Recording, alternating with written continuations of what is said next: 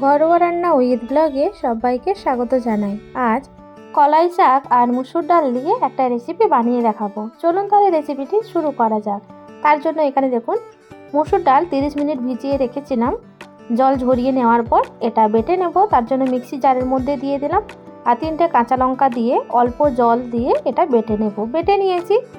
আর এদিকে দেখুন কলাই শাক এইভাবে কেটে ধুয়ে পরিষ্কার করে নিয়েছি। একদম ছোট ছোট করে কুচি করে নিয়েছি।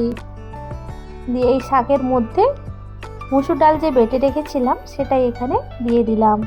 দিয়ে দেওয়ার পর এর মধ্যে দিয়ে দিচ্ছি স্বাদ অনুযায়ী লবণ, ঝাল লঙ্কার গুঁড়ো, হলুদ গুঁড়ো, পেঁয়াজ কুচি দিয়ে ভালো করে সব কিছু মিশিয়ে নেব কলাই শাকের সঙ্গে।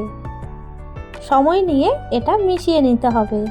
কলাই শাকের এই রেসিপিটি আপনারা একবার হলেও বানিয়ে দেখুন, অসাধারণ লাগবে। মিশিয়ে নেওয়ার পর এর মধ্যে 1 চামচ চালের গুঁড়ো দিয়ে দিচ্ছি। দিয়ে দেওয়ার পর আবারও ভালো করে সব কিছু মিশিয়ে নেব। এখানে দেখুন খুব সুন্দরভাবে মেশানো হয়ে গিয়েছে। দিয়ে এগুলো ভেজে নেব। তার জন্য ফ্রাই প্যান গরম করে নেওয়ার পর এর মধ্যে সাদা তেল দিয়ে দিচ্ছি। তেল গরম হয়ে গেলে কলাই শাক আর মুসুর ডালের মিশ্রণ এর মধ্যে দিয়ে দেব। এইভাবে ছোট ছোট করে দিয়ে দেব।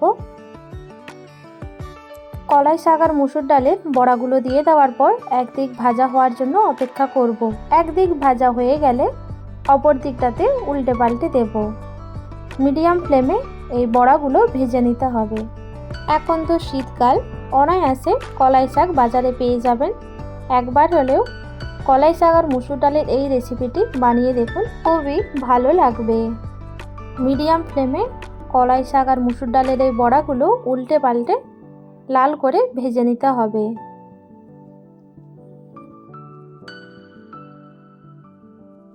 এখানে দেখুন কলাই শাকের বড়াগুলো খুব সুন্দরভাবে ভাজা হয়ে গিয়েছে। এগুলো এবার তুলে নেব একটা পাত্রের মধ্যে। রেসিপিটি ভালো লাগলে অবশ্যই একটা লাইক দিয়ে কমেন্টে জানাবেন। আজ তাহলে এই পর্যন্ত। দেখা হবে নতুন একটা রেসিপি নিয়ে। সবাই ভালো থাকবেন, সুস্থ থাকবেন।